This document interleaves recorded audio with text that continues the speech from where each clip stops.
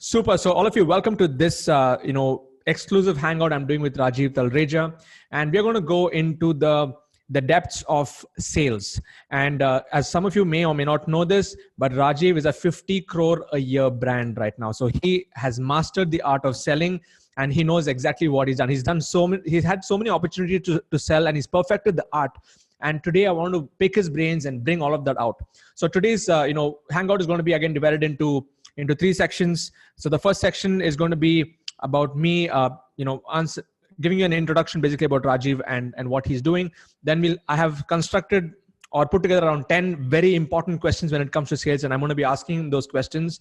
And towards the end, we're going to be talking about the Game Changers Festival, which is going to be coming up in the month of Jan 2020. So if you're a coach, trainer, and if you really want to step into your power and get into this bandwagon of the next level, the new breed of coaches and trainers in India, watch out till the end. We're going to be having an application process for that. Okay. So if you're excited, just type excited in the comment box. I'm super, super excited. And I'm going to be bringing on Rajiv as a host now. Rajiv, I'm going to give you admin controls as a host and the stage is yours. So Rajiv, you can start off by sharing with us. How do you feel coming back to this group? Hey Sid, hello everyone. Thank you so much for having me here. I hope all of you can hear me. Sid, if you can hear me, give me a yes. Thumbs up. Yeah, loud and clear. I'm sounding sexier than usual because I've today is actually my rest day because I just finished a 3-day weekend. So that's why this is not my usual voice, ladies and gentlemen. It's a lot more sexier today. But yeah, I'm happy to be here because I love this tribe. I love the tribe that you built, Sid. I mean, these are people who are hungry for learning. These are people who are action takers. So it always feels good to come back and be able to serve people who have the desire to grow. So yes, thank you so much for having me here again. Thank you, Rajiv. And some of you may not know this, Rajiv, the last 3 days, he's been on the trot traveling. So Hyderabad, you did some insane numbers. So how much did you do in this weekend? This weekend we did about 2.9 crores. 2.9 crores in a weekend. Yeah. So how many of you feel that Rajiv is the apt person to learn this? Just type BIO in the comment box, bring it on. And we're going to be bringing it on. Okay, let's pick his brains. Let's get all the juice out of Rajiv. And so my first question to you, Rajiv, is, when it comes to sales, this whole topic itself, some people, they shy away from it, especially the coaches and trainers. So some people, they say, I just want to be a knowledge giver. I want to give everything that I have, but I don't want to be a sales kind of person. So just tell me your perspectives. Why do people resent sales in general? And where does this idea come from? Well, I think most people resent sales because sales requires you to put yourself on the line. It requires you to put your identity on the line. And deep down inside, all of us as human beings have an ego and we don't want to crush that ego. And sales is probably the most humbling activity on this planet because every sales conversation is different. Every prospect is different. No matter who you are, no matter what kind of track record of sales you hold, you can't predict how the next sales conversation is going to be. So sales requires you to put your own identity and ego on the line, and which is what human beings don't like. So most people resent sales. They want to run away from sales. They want to do the easier job, which is the operational part of it. In the training and coaching industry, trainers and coaches prefer training and coaching. They don't prefer marketing and selling. So from that point of view, I think at the most foundational level, it's the need to protect your ego and keep yourself safe. That's why people don't like selling. Yeah. And trying to be the nice guy, for people. Is that element also there? Yeah. So here's what's happened, right? If as a person, I don't want to put myself on the line, then I take the cover up of, I don't like sales. Sales is sleazy. Sales is pushy. I just want to give people information. If they're interested, let them buy. In all honesty, if sales was just an information game, then even a brochure or an email could give that information. So the real question a person needs to ask themselves is, why you, right? So there has to be that personal factor, that person factor in sales. And people don't want to put the person on the line. So they rather stay away and pretend to be the nice guy. Yeah. Rajiv, when did you realize this, that, training, giving knowledge is something, but selling is a totally different thing? When did you realize that, that sales was an important part of your business, because you've been training for ages. Yeah. Yeah. So, in all honesty, even prior to training, through my teens, my dad made me sit in his retail store. So my dad had a retail store. He had a first we had a family business where we used to sell television sets, video VCRs, and stuff like that. So I'm talking about that era of VCRs and television sets where there were brands like Aiwa, Akai, Okay. Oida. 90s. Yeah. Yeah, the 90s. So as a kid, I grew up in the retail store.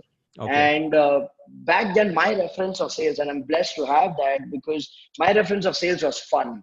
Because we had 5 to 6 sales guys in the store, and every time a customer would walk in, it would be like these 5 to 6 guys are like, for the lack of a better word, they're like a squad, and they want to sell as much as they can to the customer. And it was almost like a game in the retail store. Like, if the customer came in to buy just a radio set, can you sell him something else? So I grew up in that kind of an environment where the first reference emotion to sales was fun.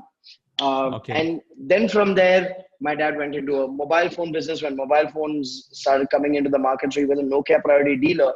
And I used to spend my evenings in the mobile shop selling mobile phones. And the joy used to always be in trying to upgrade the customer. Say a customer's coming for a monophonic ringtone. How can you sell him a phone which has polyphonic ringtone? Yeah. So I think my reference of sales has always been fun.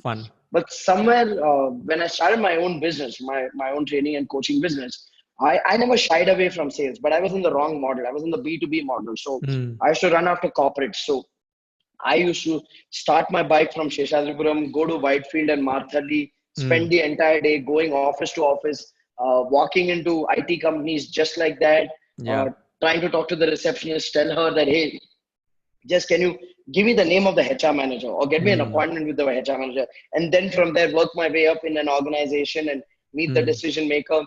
So I've always been a hardcore sales person. And for me, I don't know, it came naturally that I never ever felt that inner resistance to sell, because I kind of had this childhood conditioning that sales is fun.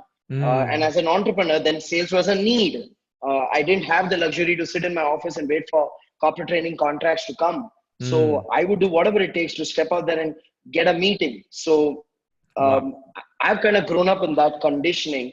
But for me, the paradigm shift happened in 2014 when I 2015 when I first met Blair Singer, where I learned the model of how training can be done in a manner where you add value to people and then you offer them the next level, and then add value and then you offer them the next level, which made the most sense for me in this business. So when I shifted my model from a classic B2B running around behind decision makers and telling them to buy, to this thing of, hey, bring the audience in, add value to them, and then offer them a very logical next level, then the game shifted from a business potential point of view. Nice. So dad was an inspiration for you. Was he a good salesman, your dad?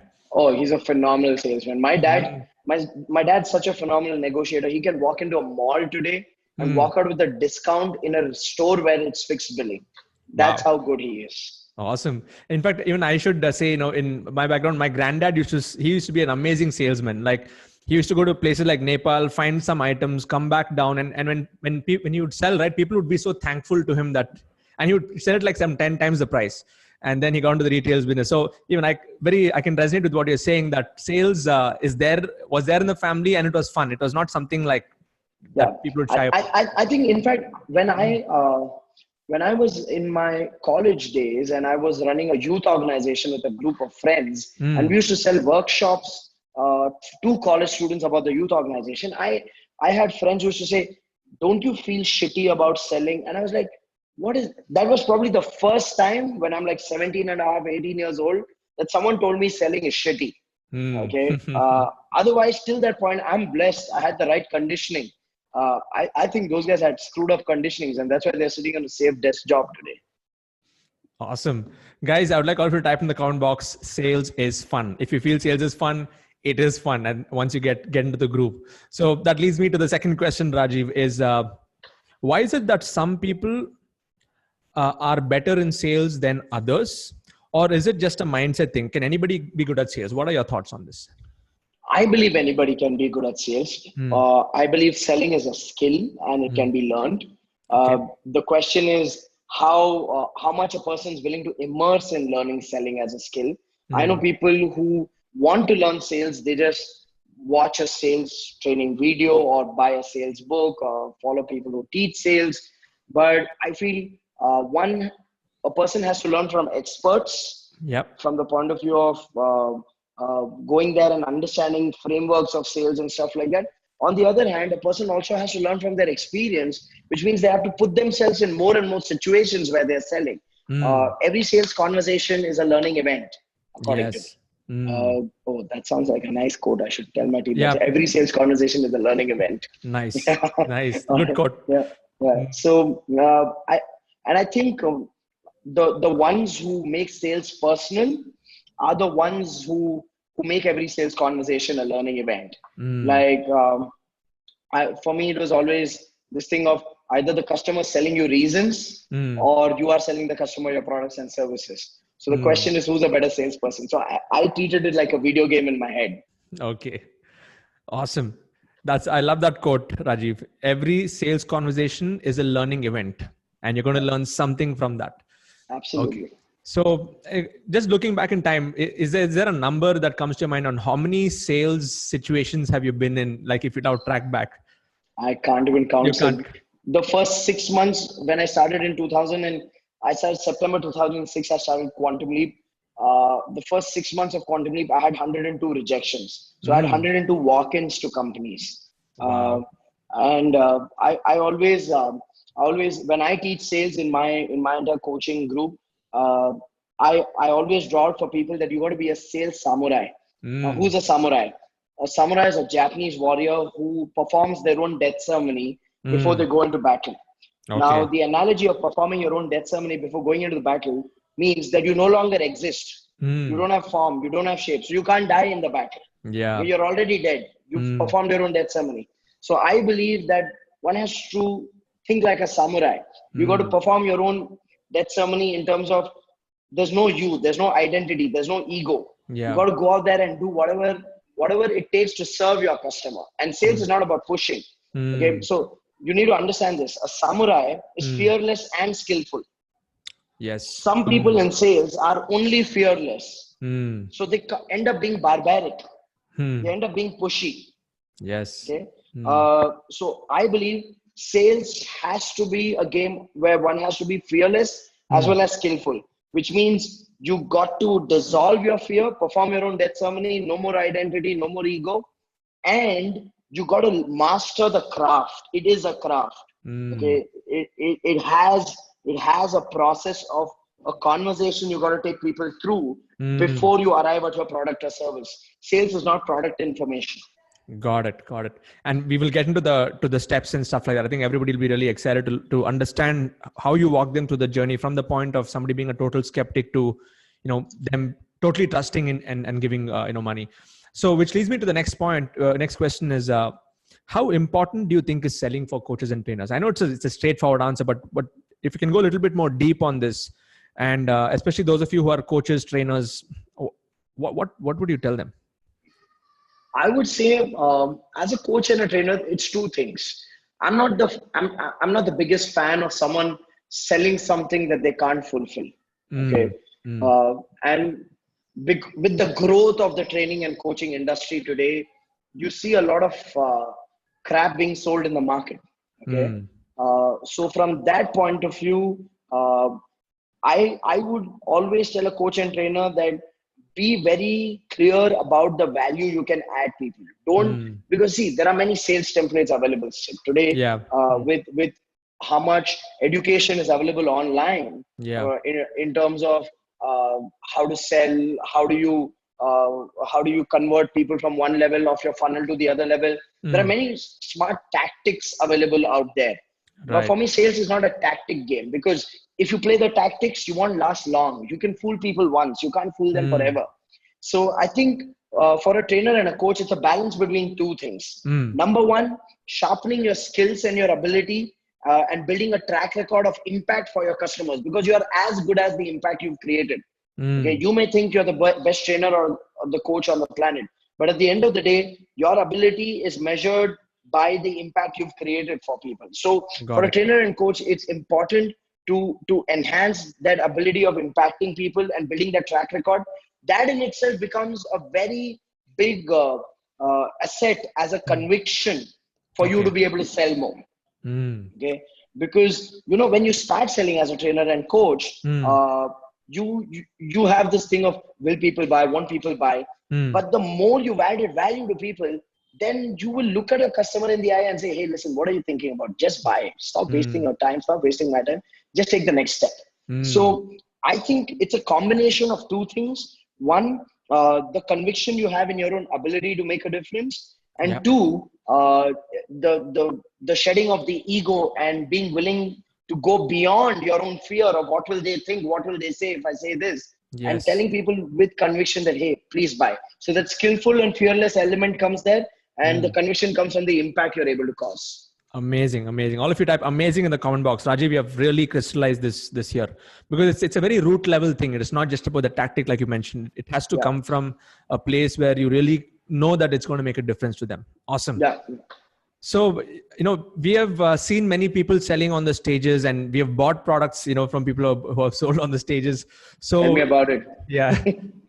What is the number? I think I just want to bring it out. How much have you spent buying?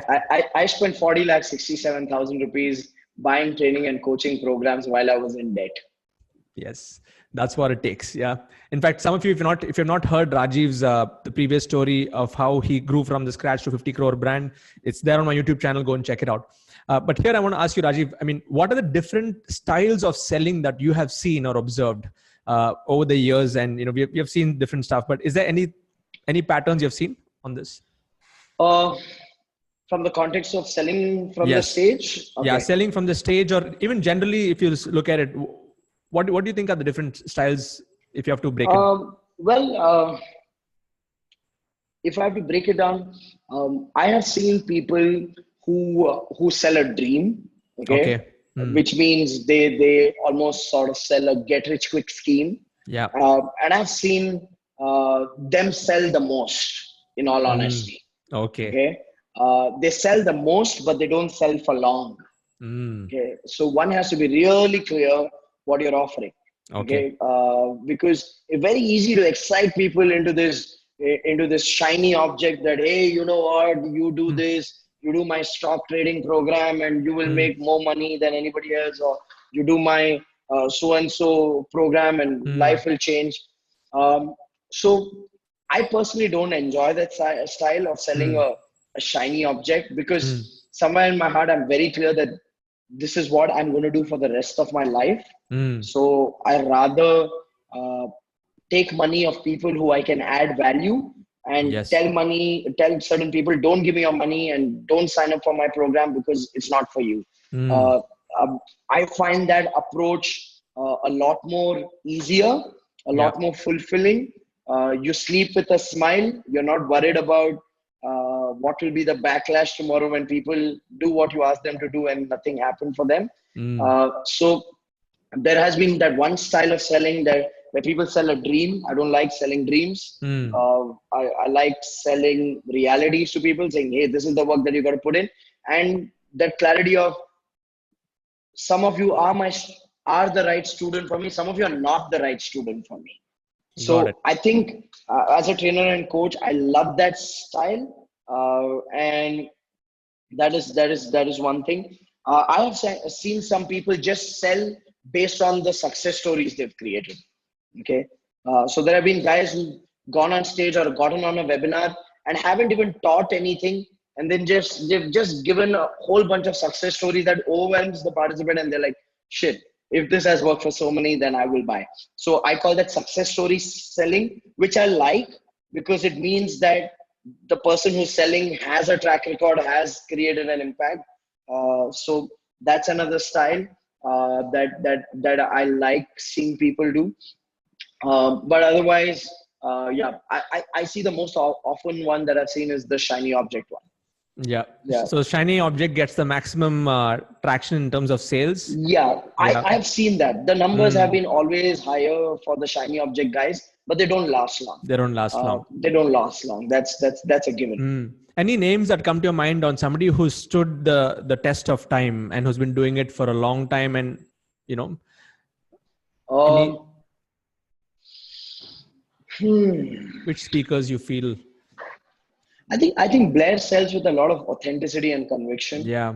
So it's not even like a sale. Yes. That's the sign of a charmer. Yeah. Okay, with conviction and substance. I Mm. would say that. Uh, Half goes aggressive, Yeah. and that has worked for him in certain markets. Mm. That has not worked for him in certain markets. I love the way Mac Catram sells. Again, He's set for India, I guess. he's beautiful Mm. what he sells. If you look at the older legends, guys like Jack Canfield, Brian Tracy, they've never used this approach. Mm. Okay. And they kind of built their knowledge empires in an era where it was not about selling the next level. They built their knowledge empires in an era where people just wanted this knowledge. So they Mm. were they were the early starters. So they got that benefit. Mm. So that would be how they built their business. In today's era, I would my brain's running out of names, Sid, in all honesty, because It's not, you're not able to pinpoint on anyone. Yes. not really, not really. Mm. So just to recap this segment, it is more like, there are some people who just like to sell the shiny object and they'll get the maximum sales. So it's more about the manipulative, stuff that they do to just raise the people's belief levels and then do it. And then you have the others who are just very authentic sales. They just, they give the right information, and even though the numbers may not be high, but they're the ones who stand the test of time. That's what. Yeah. And there's a third style that I've seen, which is actually, I know quite a few guys who are very good at what they teach, but when it comes to sales, they develop cold feet. So Okay. all they do is give information. Here's my program. But I believe when you're selling from the stage, it's not just about giving information about the program. It's also helping your customer make the decision. Yeah. Okay. So it's helping the customer figure out that fear that is stopping them and helping them overcome that. And some of these guys don't do that part. So sales, according to me, is two elements. It's information and transformation. Yes. Okay. So you got to facilitate a certain transformation for people to go outside their comfort zone. Okay. Awesome. Super, Rajiv. Great one. The next question I have is, you've been through this journey. You're doing this pretty much day in, day out in terms of value giving and selling. So based on, you've seen even your numbers been growing consistently and you've been tweaking your own processes along the way. So what do you think are the general resistances that people have when it comes to buying, and how do you break them in the process? So if you want to get into step by step, that'll be great. Good value. Yeah. So if I look at general resistances that people have, I think the fundamental resistance any prospect has is, am I being sold something which is not of value to me? And am I being sold it at a price which is higher than what I can get it outside? Okay. So there are two things. Am I being sold something am I being sold something which I don't need? Okay. And am I being sold something at a high price? These are these two. If you break it down at the core level, these are the two biggest fears a customer has. So I always say this to salespeople, that unless you don't close the customer's fear, you don't close the sale. Okay.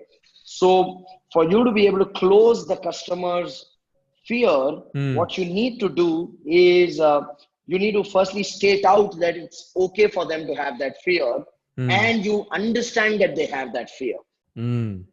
Okay. Some people call it as is. You got to as is what is there, right? So you got to state out that, hey, I know this is a fear, and it's very natural and normal to have this fear. I understand this fear. I had this fear. Okay. Share your experience as a buyer. That is very normal to have this fear. And then you address this fear with facts. Okay. With facts of why the fear is just a perception and not a reality, by sharing success stories of other customers, or by giving them details about how you're going to support them. So you're giving them factual commitments about what you're going to be doing and how you're going to be handling the unaddressed objections that the customer has. So that is how you kind of close the fear of, am I being sold something that I don't need? The second fear is, am I being sold something at a higher value than a natural? There you really have to justify for the customer, why buy from me? Okay. Because it's like this.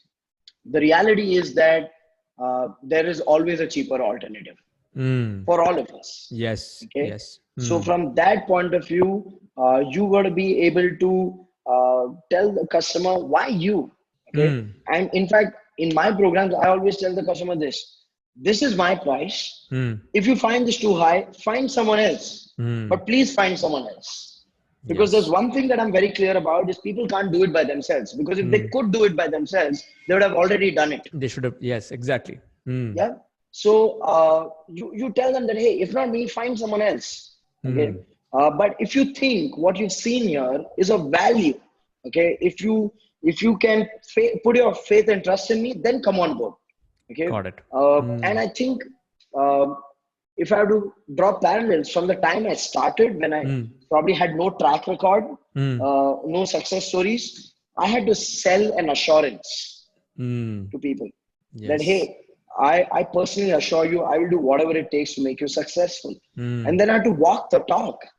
The first batch that I sold my coaching program to, in reality, I spent money from my pocket to coach them. Eventually. Okay.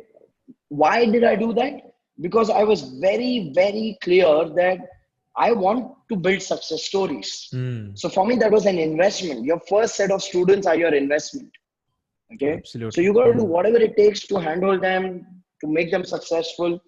And then as you grow in your success stories, it's less about selling. It's more about storytelling. Yes. That, hey, you know what? This guy, it worked for him, work for all of them. And here's why it works for all of them. Here's the logic. Here's the rationale behind it. Now, I know you have a fear, but you know what? It's very normal to have the fear. In fact, the fear is good.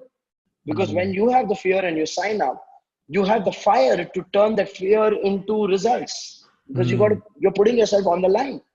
Okay. And I have this simple philosophy that I tell my customers when they invest in my high-end coaching programs is I say this, if you think you need it, you should do it.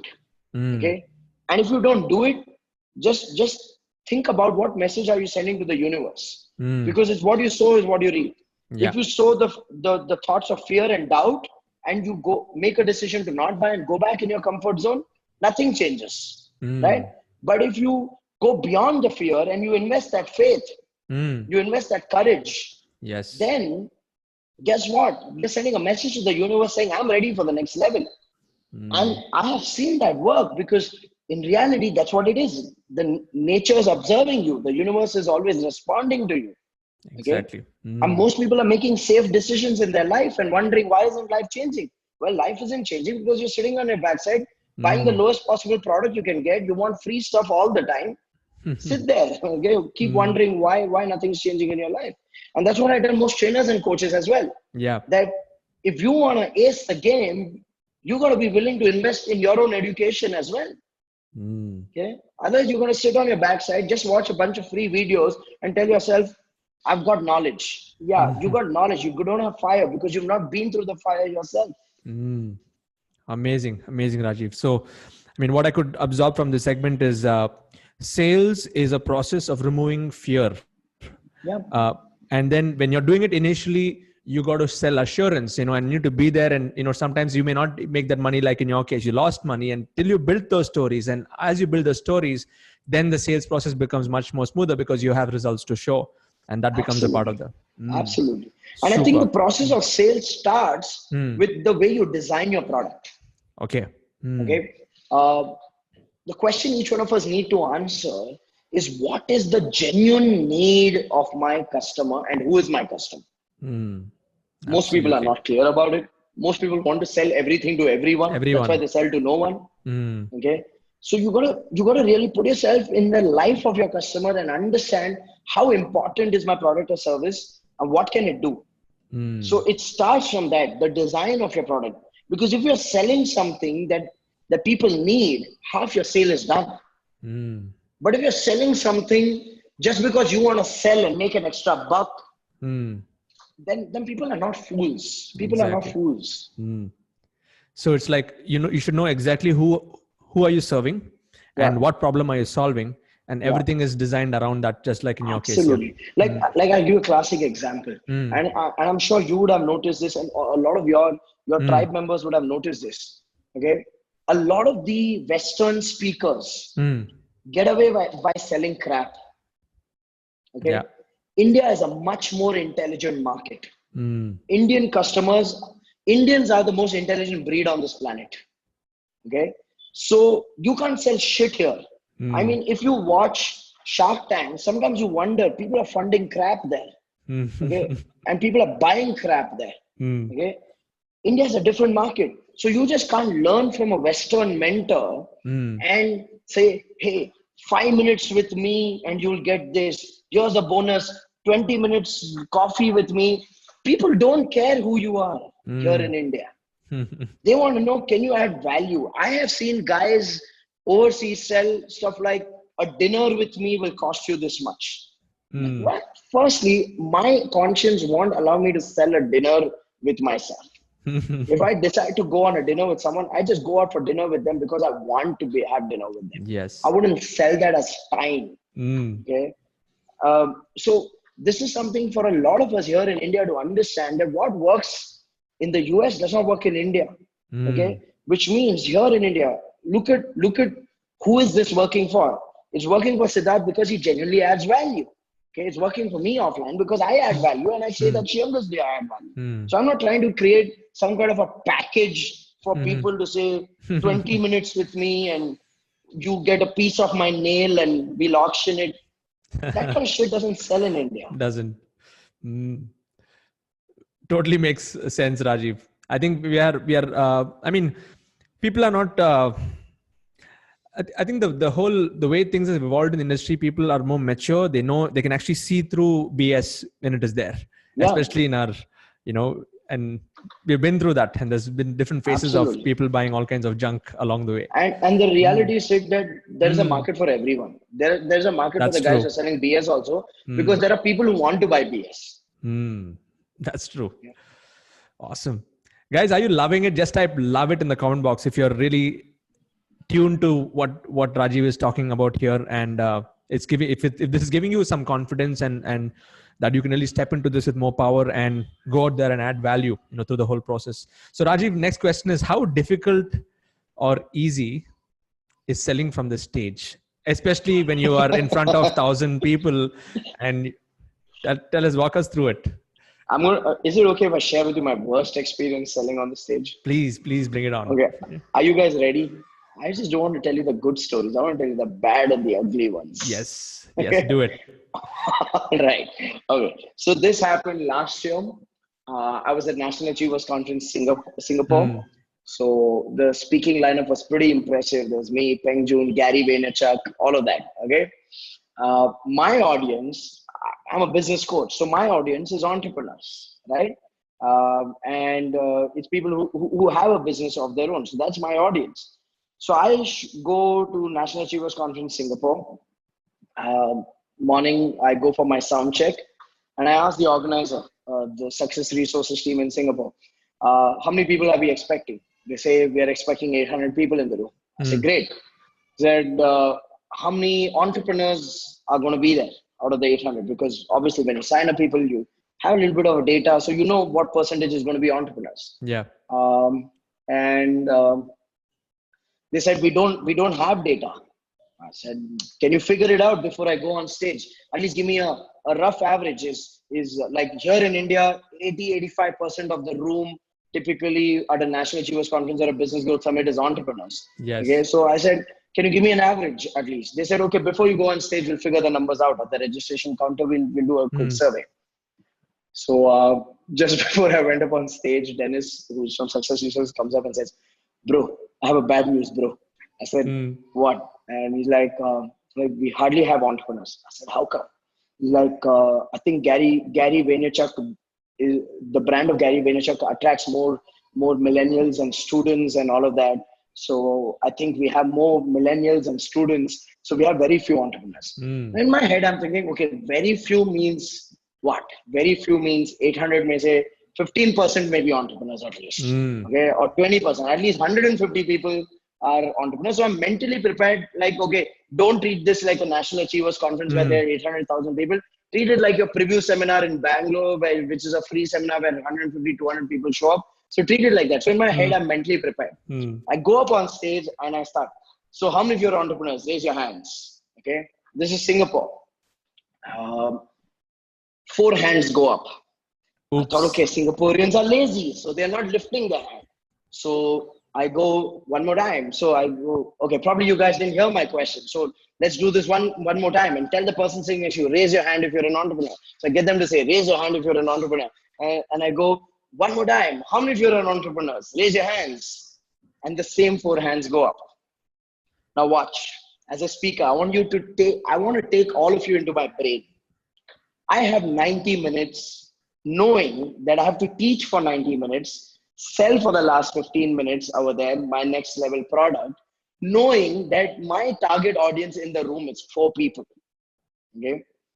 So in my head, I go, oh fish. And immediately I told myself, either ways, let's just add value. Okay.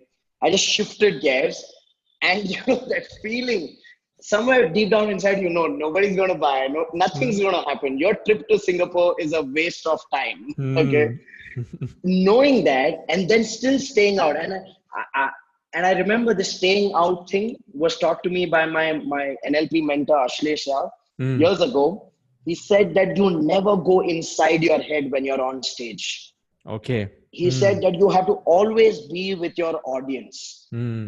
People fumble, mumble, stumble, zone out, or mess their flow, all of that, the moment they go inside. Okay. And he taught me this. He used to make me practice. He used to say, it's not about you, Rajiv. You are nobody. It's about them. So if you are nobody and you're going inside and thinking anything, then you're being selfish. Yes. So that's the kind of conditioning I carry. So I was like, okay, it's not about you. And I'm out there. And I'm adding value. And then when I'm doing my sale, okay, in my head, all these thoughts, my brain's going crazy. In my head, there's this little voice that goes like, what's the point? Why are you selling? Chill, take it easy. Just give them information. On the other hand, I'm telling myself, this could be the most inspiring moment of your life. Okay, this is the time where you give it your all. And what if more people buy? All of this is happening. I'm like, okay, I'm going to do this. And I'm going all out. And in the end, 12 people bought. So there were people who were not even entrepreneurs who bought. Not even entrepreneurs decided to buy my program. Eventually, here's what happened. I got off stage and Suren and I are laughing. We are holding our stomach and laughing behind the stage. And the success resources guys are panicking because for them, it's like, oh my God, we screwed up for a speaker. We didn't fill the right audience. Suren and I are laughing and they're like, are you guys okay? They thought we had an emotional trauma. And we're like, guys, chill. We all have rough days. This will turn into a great story to tell in the future, which it is today. Yes. And they said, what do we do? 12 people have bought. We said, very simple. It's not worth my time to come and do the program for 12 people. So you give them the option of flying to Philippines or to Malaysia or to India to attend my program. Okay. Or you give them the money back. It's okay. And I actually had 8 people fly to Philippines and Malaysia to come and attend our program. And some of them are a part of the coaching group today. So amazing. Nice. The one big lesson I've learned about selling from the stage is that never attach yourself to the numbers. Initially when I used to sell, it used to be like, okay, 115 people in the room, what's my conversion ratio, what's my percentage? Today, I don't even care. And when I say this, I'm not saying this to sound cool, but sometimes I don't even know the number of how many have we sold. Like, it's like 2 days later, I send a message on my team group and I say, hey guys, how many did we close in Hyderabad? Can anyone tell me? Okay. Because I'll tell you something, numbers are a trap. Because then you start judging yourself. Okay. Then you start telling yourself, the one question I have answered for myself, and if it works for people, they can answer it for themselves. The one question I have answered for myself is, even if I am not closing high, is there anything else that I know how to do with my life? My answer is no. I know apart from being a business coach, I am useless. I am unemployable. So this is my decision. I want to do this is what I love doing. This is what I'm good at doing. This is what I'm going to do for the rest of my life. So why break my head about high numbers or low numbers or no numbers? Awesome. And it comes over a period of time. I don't expect people to get this today. Okay. I don't expect people to make this their way of operating today, but it comes over a period of time. Brilliant, Rajiv. All of you just type in the comment box, bulb on, if your bulb just went on. Amazing. In fact, I can totally relate with you, Rajiv. When I'm doing webinars, it is that number thing, and I see like 300 people and I'm calculating in my head, okay, how much am I going to make in this 90 minutes? But those webinars where I just don't care, I don't even care about the time. I don't even care about how, whether it's at the 10:30 when I should start the sales pitch. Everything is detached, completely detached, giving value. Those are the webinars that I do the highest. And I totally can resonate with you on this. And even going back to the stage, I think my story, like South Africa, Johannesburg, went like a hot shot, first time exposure in international market. I've been doing a lot of workshops before that. Yeah. 90-minute, went for the whole, sales pitch, went after JT Fox. Then I came to the selling part, did the whole template format, whatever we learned in MTS. Nobody stood up.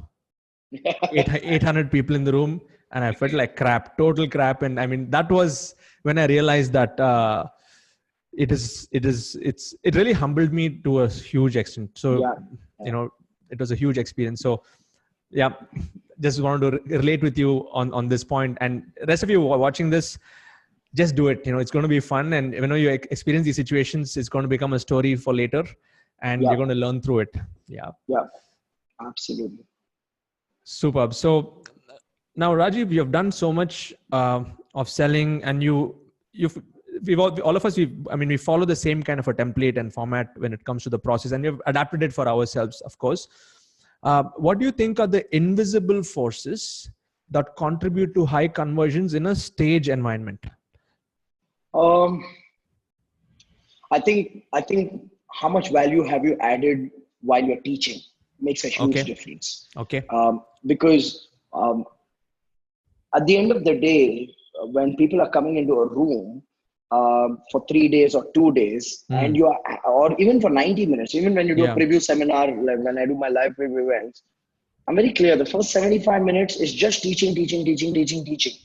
Okay? So I think number one, your content and value that you're adding right through your program, that is where actually most of your deal is closed.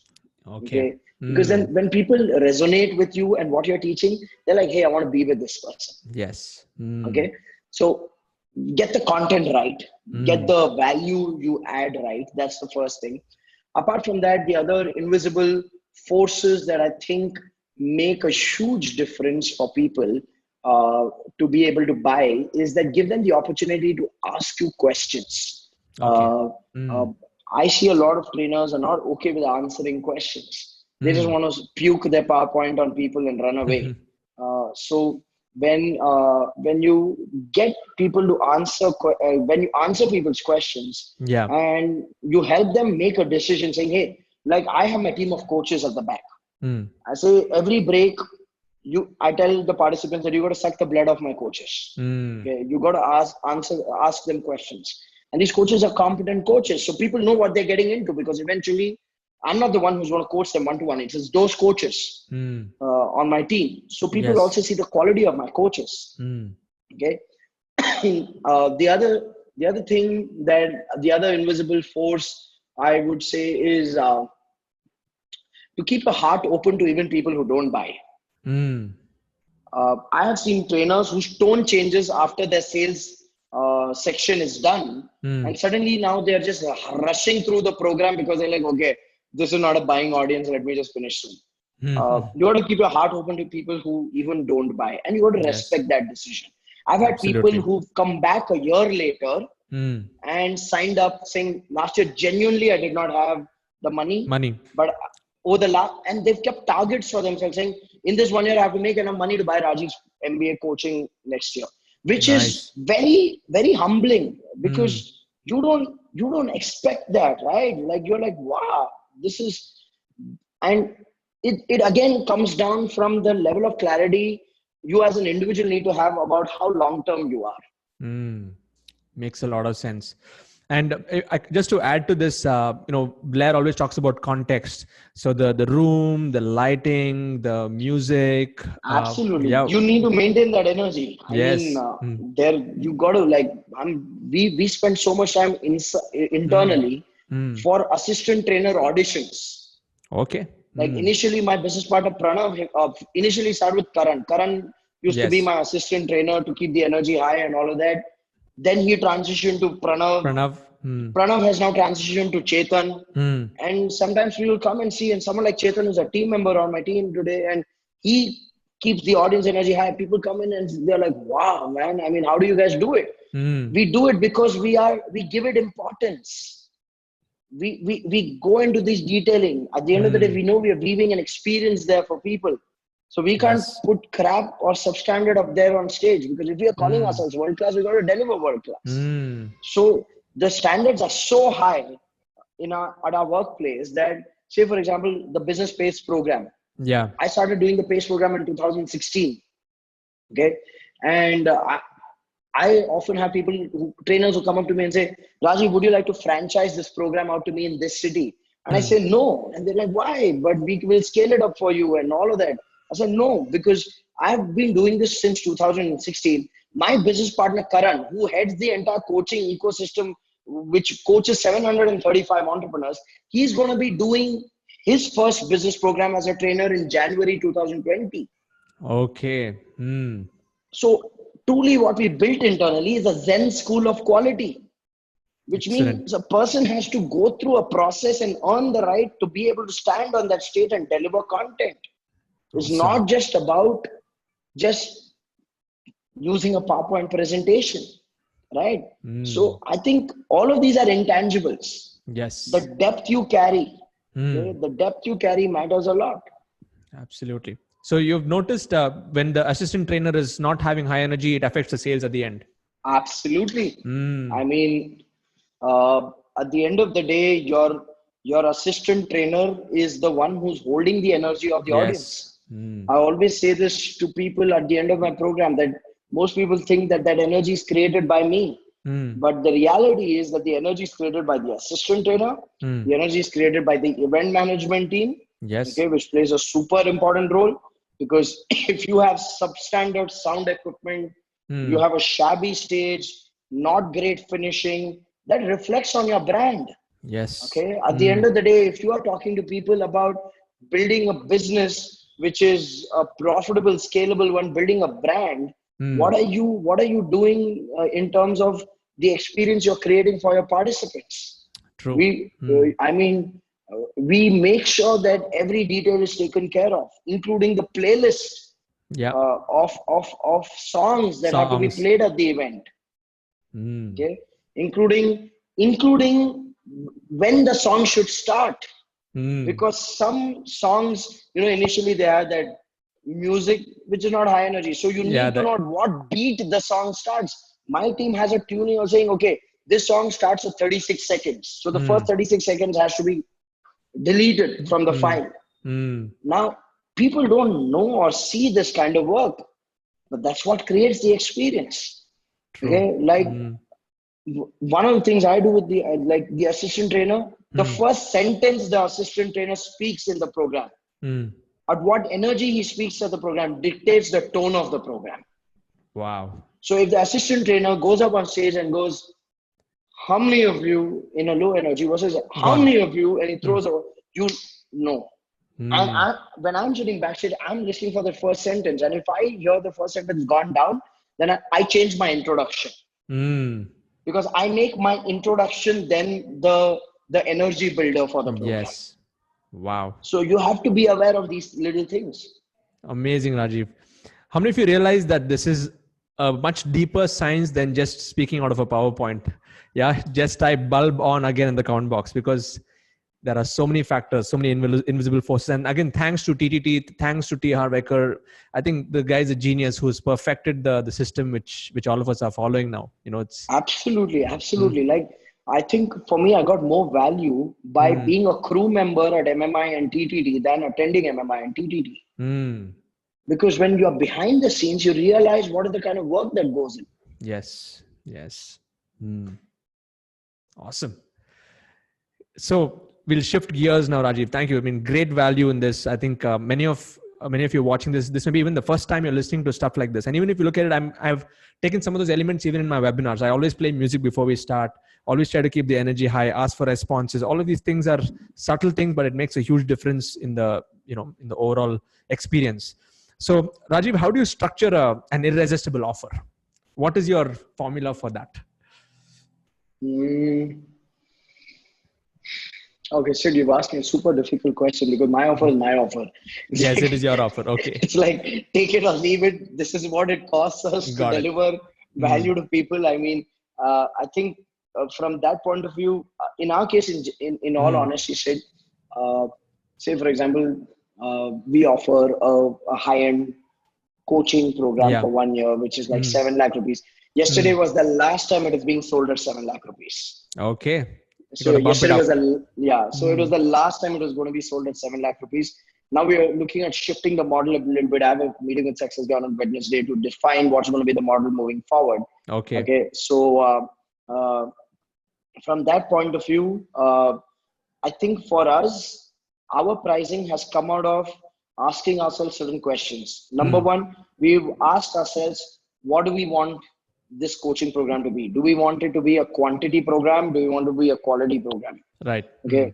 Because in my case, it's pure labor from my team. My team puts in hours into a business on a one-to-one basis, creating their marketing strategy, creating their sales scripts, creating their operational processes, creating their business model.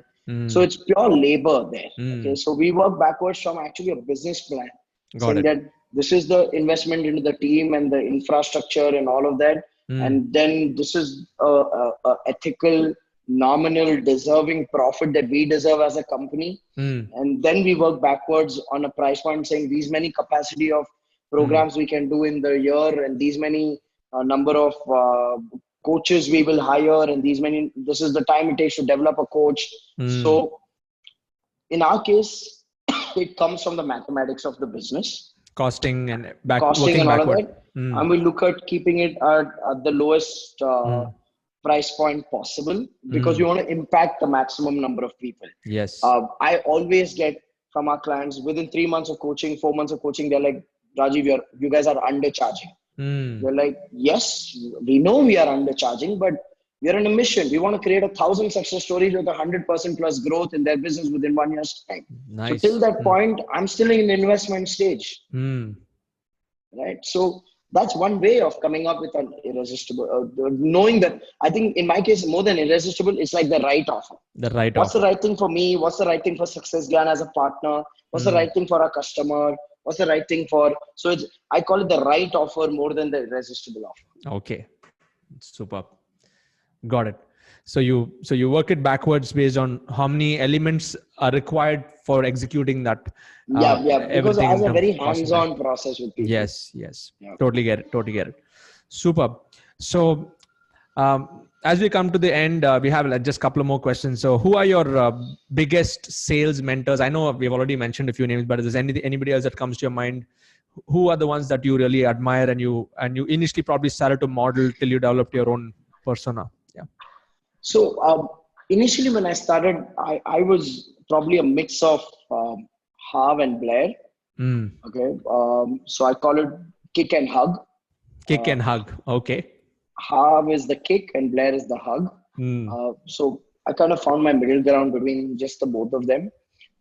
In all honesty, I didn't resonate with anybody else who's selling style I saw there on stage. I just found it too hollow, or I found it too timid. So neither worked for me. So I think Harv and Blair Singer. These two. Yeah. Awesome. So if some of I'm just reading the comments here. TTT's Train the Trainer, which is a signature program by Blair Singer. It's a half program. So once you go to Millennium Mind Intensive, you'll go through that process. So if you have not attended that, Millennium Mind is going to be coming up in Jan next year. So stay tuned in the community. I'll let you guys know. And of course, T. Harv Eker is the master of this game who's been doing it. Have you learned from these other guys? I think Joel Bauer, or I've heard some other names. Yeah, I've heard name. I have heard quite a few people talking highly about Joel Bauer's work, but I personally have had no reference point or no experience of his work. Okay. Super. Great. So last question is more from a perspective of the selling part. Somebody just starting off on the journey. How does one find their style or their persona? Any tips on that? Okay, so I can probably illustrate it through an example, right?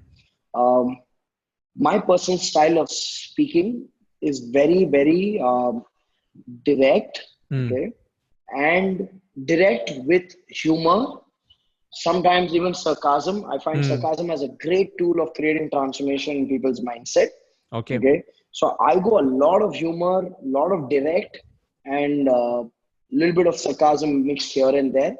That's my teaching style, right? But my business partner, Karan, humor is not his style. Karan I'm a storyteller. Karan's a simplifier. He will logically break down anything into the simplest form. So Karan's a simplifier. I'm a storyteller. So we have two different styles. And I know for a fact that when Karan started teaching some of our back-end programs, he fell into the trap of doing it like Rajiv, which didn't work for him. Okay. And then we actually we didn't have this we had this conversation where we said, okay, Karan, what's your style? Okay. So he realized he's a simplifier. He breaks down data, and we said, okay, let's just do it in your style. Screw it like the way, like how I have done it. Just take that and throw it in the dustbin. Okay. Figure out your own style. And people love Karan's style of teaching. Karan's probably the most peaceful teacher you will ever go through any program with. He will break down even how NASA launches a satellite into the moon's orbit in the most simplest manner. Okay? So I think each one needs to know as a personality, who are you? Because you can't be someone on stage and someone off stage. Okay. So from that point of view, if a person starts writing who you are, like a good question to answer would be, who am I? If you have to describe yourself in the format of adjectives you want to give yourself. I'm inspiring, I'm humorous, I'm direct, I'm passionate. These are my words for myself. Okay. So you write down your positives and you also write your negatives. Okay. So that you're aware that your negative does not come out okay, on the stage. And it's a huge trap for your negatives to come out on the stage. So you got to be very aware of who I will not be. Got it. And that negative is something you work on. So you filter that out of your own system. So I think that is the best way each person can figure out their own personal style. And of course, they've got to do it. They've got to actually make those mistakes. I remember I tried to get people to stand up and come to the front and stuff, and it really didn't work. That's not me. I know. Yeah. That's not Siddharth Rajshekhar. That's really not Siddharth me. Rajshekhar is an ISKCON monk. He's a nice man. You can't get him up. You can't get him to do this stuff. So, I mean, it took me at least like 3-4 rounds to discover, okay, this is me and I'm just going to do it my way. And then it really started to create that impact. So I read a comment. Sid is a Zen state master. Absolutely. Thank you. Super. So guys, how many of you found this session valuable? Just type super valuable in the comment box. Thank you so much, Rajiv. I know you've been like 3 days speaking all full day, and you've given your time just for this community over here. We just love you so much, Rajiv. Thank you for coming back and adding value. So I have a very important question to all of you here. If you're a trainer, coach, speaker, how many of you really want to take your game to the next level? Yeah, just type me with an exclamation mark. Okay, somebody's written some crazy notes there. 32 Okay, points. Yeah. 32 points. Yeah, Wow. just type me with an exclamation mark.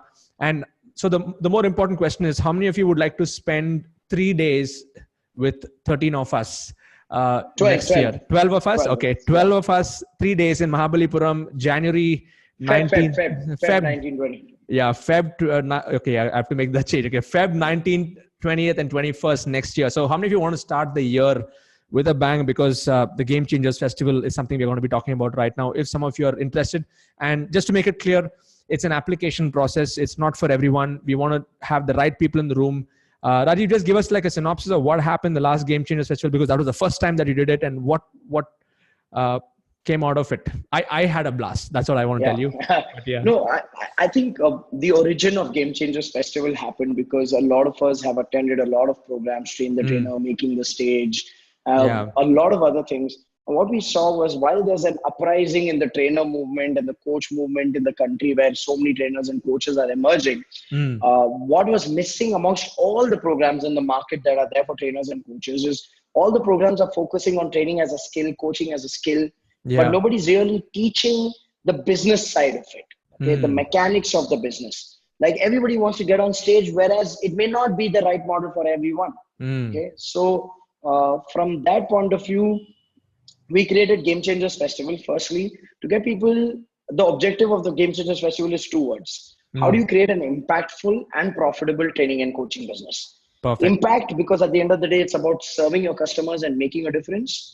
And profitable, because at the end of the day, you got to serve yourself. You can't serve the world on an empty stomach, right? Yes. So keeping the theme of how do we create an impactful and profitable training and coaching business, what me, Suren, and Bhakti did is we curated a list of trainers and coaches who can help other trainers and coaches do that. That's why we brought Sidz in, because nobody else can teach online community building and coaching like Sidz can. We brought in Pooja Puneet, who nobody else can teach one-to-one coaching and making it a profitable business like she can.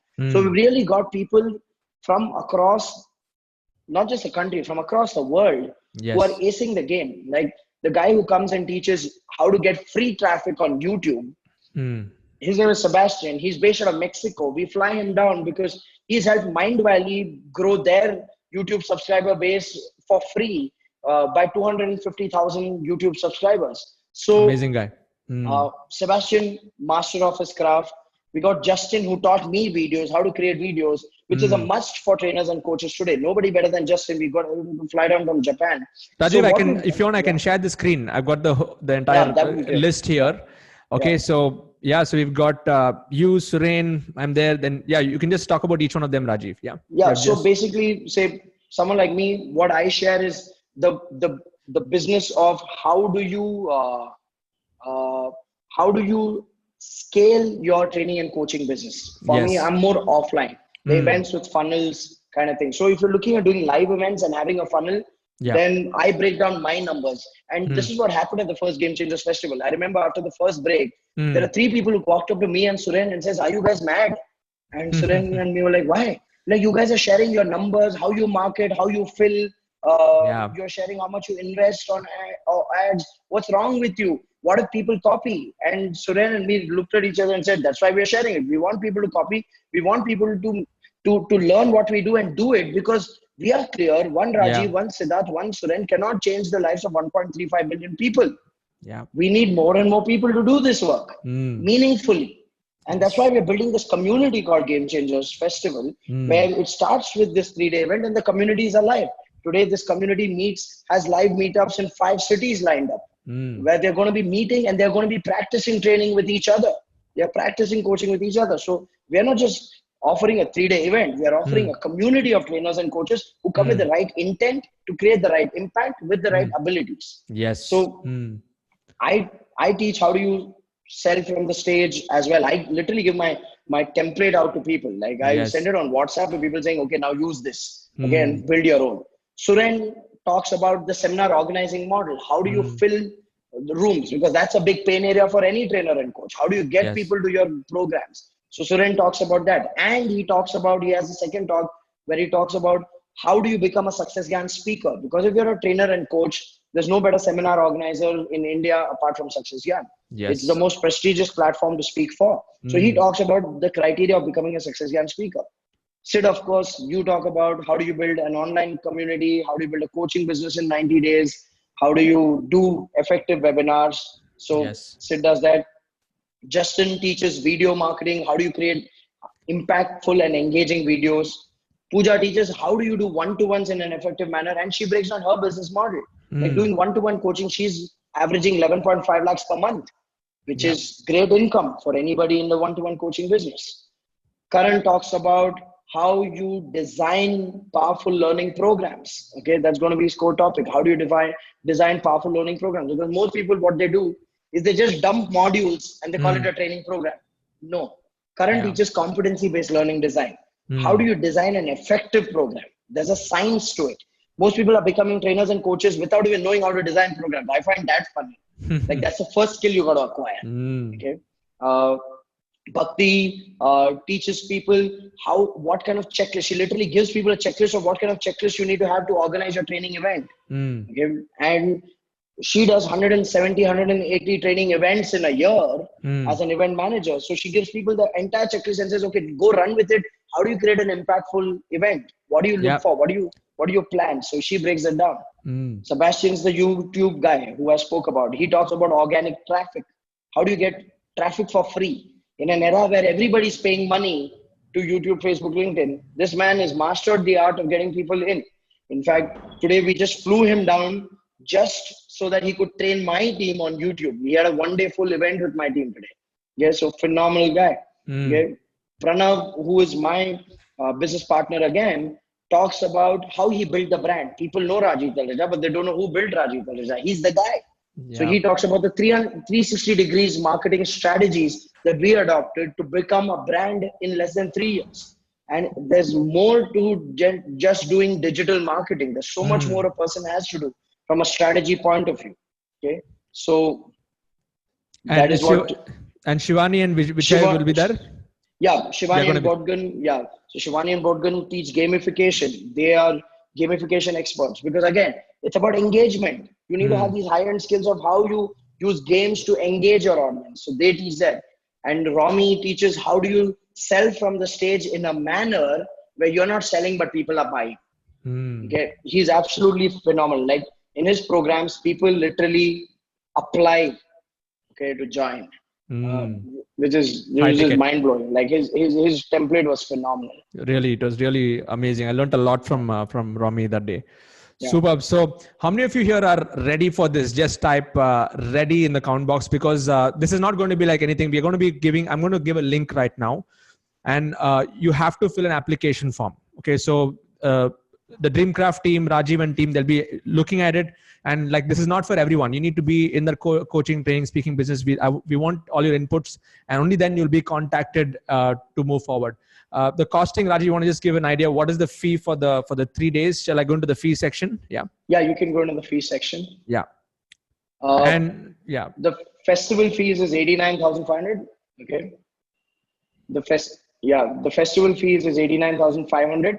But on the 18th of October, that is this, I think it's this Friday, for 1 day from 10 a.m. to 10 p.m., whoever signs up, they get it for 49,500, which means beyond 10 p.m., you can take my word, the price will not be 49,500 rupees. Okay. So this 18th October, you get this price, 49,500, where you get access to the entire festival, attend all the sessions. We take care of your lunches, your dinners, your teas and coffees. You get a workbook, you get a delegate kit, you get a Bollywood night, you have a live music night. So we also have fun, which was crazy fun this time as well. We had great fun. You get to be a part of the Game Changers network. So 49,500 is the price only for the 18th of October. From 10 a.m. the booking starts till 10 p.m. So if people are interested, then you can give them. Yeah, I'm going to give the link. I'm just going to paste the link right now. Just fill this link right now, and I just want to share the picture. And I'll just tell you, this was such an amazing experience for me personally because Success Gyan, Success Resources. We know what the stages are like, but what I loved about Rajiv and Bhakti is that they made this very unique and different. We had like couches and we had like these bean bags and stuff all over the place. The whole experience was so much more intimate, and where anyone could access, ask questions. We really wanted to build this into a community, and what I can see is this: we are literally creating a new breed of coaches, trainers for India. So that is Absolutely. the big vision that, and I'm so happy to be a part of this, Rajiv. Thank you for having me on board, and I'm always with you. Yeah. Thank you, Sid, for your support. I mean, so guys, once you're filling up the form, just type filled. I'm going to give you all 5 minutes to fill it right now, and then type in the comment box FF. FF is form filled. So as you're filling it up, Rajiv, there's anything else that you want to say about the event? You can just any other pointers like for people to keep in mind. Nandini is asking, are there separate costs for attending and sitting in the front row? No, Nandini, there's no such cost of sitting in the front or back. We close at 200 seats this time. So the first 200 who sign up are a part of the festival. The other cost that a person may have to take care of is their travel and stay. We get you special offers from the resort as well. So my Rakesh from our team will be in touch with people to fill the form. But one thing that I heard from everyone who came to the Game Changers Festival was they're like, this 3 days should at least be 3 to 4 lakh rupees for the quality of information. And we are very clear that that's where it's going to head. That's where it's going to head. We intend to do it once a year. So we did it in 2019. Now we're doing it in 2020. So yeah, Sid is taking you through the pictures. Yeah, I'm just putting out the pictures. Yeah. So it is a very different vibe. The venue is Mahabalipuram, Temple Bay, Radisson Blue Temple Bay Resort. It's a beautiful beachside property. Yeah, that's how the seating and the stage was. I mean, so 19, 20, 21st Feb, Nisarg, Mahabalipuram, Temple Bay Resort. That's where it is. Murli is asking me PACE program in Hyderabad. Murli, yesterday was my last PACE program in Hyderabad. My next one, Karan is going to do in 2020. So that's going to be the next year. Okay. So yeah, we really wanted to create a different vibe at this event, and it was phenomenal. I mean, now this community is coming together, and Mahabalipuram is in Tamil Nadu. It's a 90-minute drive from Chennai. Yeah. So. Oh yeah, that's my name is here, my badge. Yeah. Awesome. So it's a very different vibe, very, very different game. Just to let all of you know, guys, the bonding that we had, the kind of interaction that we had, I think we really were able to feel that sense of I wouldn't say like the brotherhood of this community. Usually all of us in India, I mean, we are working in our own worlds, in our own shells, but when an event like this is really going to bring all of us together, and that really created a huge impact for me personally, Rajiv, like engaging, interacting with so many speakers, coaches who are already successful and they want to move up to the next level. So this was a great experience. It's a multiplier effect, right? I mean, yes. When aligned energies come together, then it just explodes. And I think for us, that was the intention of building this community. And this event is a great start point. I mean, for me, what fulfills me today is on the WhatsApp group, people keep sharing what are the kind of wins they're having. We have a Facebook community, secret community, where people share their wins every month, their lessons every month. And we're there to support these the members of the community, because we are very clear, guys. I'll say this, putting all my integrity on the line. One Siddharth, one Rajiv, one Suren, one Pooja cannot transform this country, cannot transform this world. We need more people with the right intent, with the right content, with the right abilities to touch more lives. This business is not a short-term business. This is not like I did this and I'm done. Every day is a new day in this business, and you got to surrender yourself. I mean, you're in the training and coaching business. It's more about working on yourself. The better you get, the better impact you create. That's the only way you can grow in this business. Absolutely. Awesome. So thanks, Rajiv. Guys, you can go to this link, gamechangersfestival.co.in. Go check out the website, see the different sessions, how we have broken up the day into 3 days, how it's going to happen. And that application form is very important. So make sure that you fill it up, because I'm going to be sending this data to Rajiv's team, the Dreamcraft team, Bhakti and her team also. They'll get in touch with you. And please mark 18th, 10 a.m. to 10 p.m. That's the only time you're going to get that offer of 49,500. And the team will reach out to you whether they feel you're going to be the right fit or not. So there is no push or anything on this. You have it's by invite only, and we won't really have a quality group coming together for the session. True. So any other final thoughts or words of wisdom, Rajiv, you want to leave with the guys? Because this community here is, I'm truly blessed to be connected with so many people who are really making a difference in the world. I can see this already happening. The ripple effect is going on. So what do you have to share with them on what they need to look forward to in the coming months and years? I think play long term. And when I say play long term, don't just listen to me, but actually sit down with yourself, all by yourself, and have a very honest conversation with yourself. Why are you doing what you're doing? What is it that you're chasing? What do you really want? And if the thought of making a difference to your audience's lives brings a tear into your eye, then you know you're in the right place. Because some people get into this business because they have nothing else to do.